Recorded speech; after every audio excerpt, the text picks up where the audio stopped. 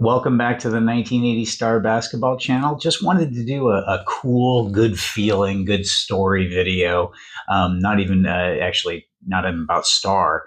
I was just basically wanting to do something that kind of positive, uplifting, and whatnot. There's sometimes we need that, and I thought, I've already kind of mentioned this story, and I've shared the story a little for my earlier video, in two videos actually that I've done, but one I more mentioned. I'm going to go into a little bit more detail, but still keep it fairly short here. But this is my coolest story by far, bar none, of collecting, and it's definitely one of those things that what's weird about this story also is that it spans all the times I've kind of gotten back into collecting.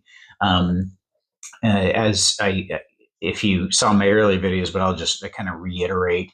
So I started in, 1988, 89, buying 89 Fleer. Actually, I got, my dad would buy 86 Fleer and my brother would. And I actually opened those up in a van, 86, but I wasn't really into them until 89. Then I got heavy into it.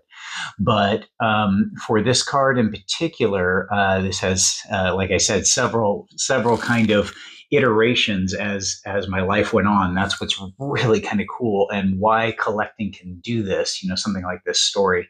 So in 19, I was into collecting. Early 89, got out of it, and then at the end of high school, I got back into it again in 1994. So in 1994, there was a card shop that I went to, and remember, this is before the internet, before grading. This was when the only time you could get something was when you went to a show or it was around you. That was the only really way you saw some of this stuff. So I saw finally a card shop got a box of 1980 Topps basketball. So I thought, oh my gosh, I'd never seen one before. And then the packs were $30 a pack, and with tax it was like 34, something like that. And to me, that was like insane. But, I wanted to take a chance. So I went down and and $30 was a lot of money to me at that time. I worked a whole night, bussing tables to make that. And I went in and I bought one pack of 1980 Topps basketball. And right in the middle of the pack, I pulled this one. And the Bird Erving Magic, as you can see, they put it up, but it's try to get it. Yeah, it's hard to do it with the light, but it's up there.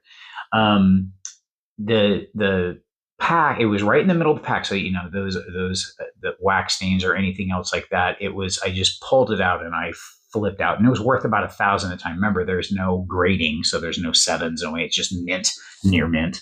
Whoever's looking at it and they judge it to be.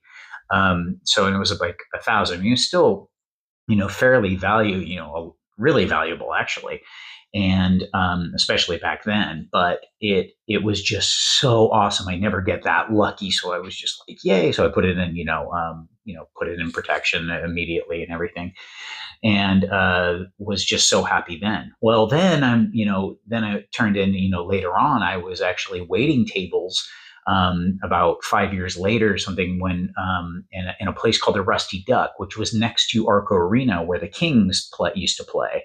And when I was waiting on my shift, the Pacers came in, and which was kind of, on Kings days, on games they played, the visiting team would sometimes come in, sometimes Kings players.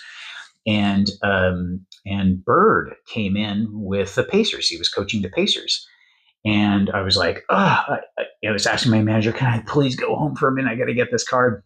And I told Larry, I was like, oh gosh, I have this card. I want to go home and get it. I'll be back. So it took me about 20 minutes and something. And I'm running, home. I grab the card. I come back, and you have to go through this hallway. When you come into the restaurant, you had to go in this hallway, and it's very old, rustic. It was a seafood place. It was really cool. It was just all in this old cabin, candle lit, everything. It was above a levee on the river. I mean, it was just on the river overlooking. That's why, a lot of the players and really liked it. So I had to go through this hallway, and all of this coaching staff was right there. And so I walked past them real quick because I hadn't opened up the door where they were. And there's another door down here. So I'm like walking towards it. And I was like, that's weird, all the coaching staff. And I open up the door, and then I turn around, and there is Larry Larry is not a small guy. He's gained weight and he's 6'9". Dude is big, and he was crouched down like this underneath his coaching staff and on the ground, hiding from me specifically.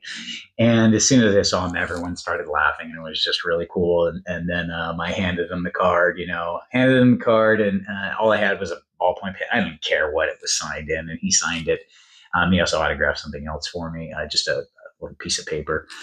And it was just the awesomest thing. And then, so I went and I had that, and just this great story of Larry hiding from me like this. I'd never seen a grown man do that. So it was really cool that it was Bird.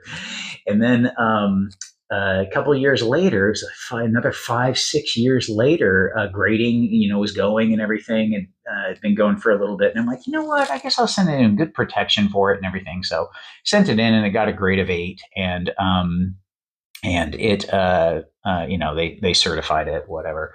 But I didn't get the auto graded. I just got it authenticated. So just kind of cool to have. So it was, and then I got into the hobby again, and I was doing stuff, and I bought a whole bunch of things. I had 4 PSA Fleer 86s and a whole bunch of other cards and all this wax, and I had it right. I wish I would have kept a whole bunch of it, but this kind of stuck through all that for 5 years. Every 5 years, I kind of kept coming back, and then in 2020, when the pandemic, when it happened, and Last Dance and everything shot up, my buddy said, "Hey, look at your Bird Erving Magic," and I looked, and it always been to me like like $1,000, $2,000 card kind of thing. And I saw 22,000 something, and that's what they were going for without the auto. And I was just in shock. I saw a whole bunch of listed, and that was the price, and bidding was up to 20,500 last sales. I was just like blown away, couldn't even believe it. Did not sell it. Could have used 22,000, can't, but I did not sell it. I talked to my wife. I was like, "Oh my gosh, this is just like insane." But she said, "How do you feel?" I'm like, "I'll never get it back. I can't replace that." So you can't replace 1994. I can't replace 2000. I can't replace 2005. I can't replace some of this stuff that you have in the hobby and the memory. So this will be handed off to my son, and this is kind of, to me, my heirloom. This has been with me through so many moves and relationships and all that fun stuff, and jobs and all that jazz. So it's kind of one of those things going, whoa, this is forever keeper. So would love to hear any of your stories, and anything that you have to share, because that stuff is, you don't often get to share it. So if you want to put anything down in the comments, would love to hear it. So anyway, I'll see you at the next video.